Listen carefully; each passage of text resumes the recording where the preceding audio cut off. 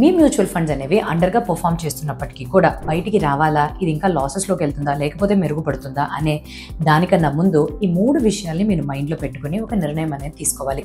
Early warning signs అనేది ఏమంటామంటే, మొట్టమొదటి వార్నింగ్ సైన్ గత 3 సంవత్సరాలుగా ఈ మ్యూచువల్ ఫండ్ యొక్క పర్ఫార్మెన్స్ కానీ ఇండెక్స్తో పోల్చిన ఇతర మ్యూచువల్ ఫండ్స్తో పాటుగా పోల్చినా కూడా అండర్ పర్ఫార్మెన్స్లోనే ఉంది.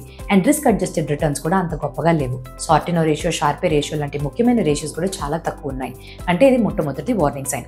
రెండవది, ఎక్స్పెన్స్ రేషియో చాలా ఎక్కువ ఉంది. అంటే ఈ పర్ఫార్మెన్స్ ఈ ఫండ్ది అంతంత మాత్రం ఉన్నప్పటికీ ఇండెక్స్కి సంబంధించినంతగానే అటువంటి రిటర్న్స్ వచ్చినప్పటికీ కూడా ఎక్కువగా మనం ఎక్స్పెన్స్ అనేది దీనికి పే చేయాల్సి వస్తుంది అని అనుకుంటే ఇది రెండవ వార్నింగ్ సైన్గా తీసుకోవచ్చు. మూడవది, కొన్నిసార్లు మీ యొక్క ఈక్విటీ మ్యూచువల్ ఫండ్స్ యొక్క ఇన్వెస్ట్మెంట్ పద్ధతిని మారుస్తూ ఉంటారు ఫండ్ మేనేజర్స్.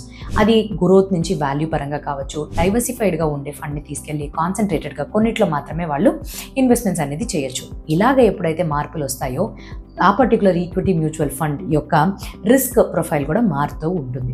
సో ఈ రిస్క్ రిటర్న్ ప్రొఫైల్ అనేది మారిన తర్వాత మీ యొక్క లక్ష్యాల్ని చేరుకుంటుందా, మీ యొక్క లక్ష్యాలతో పాటు ఇది కూడా అలైన్ అవుతుందా అని లేదా అని మనం చెక్ చేసుకోవాలి. సో ఇవ్వండి 3 early warning signs. Thank you.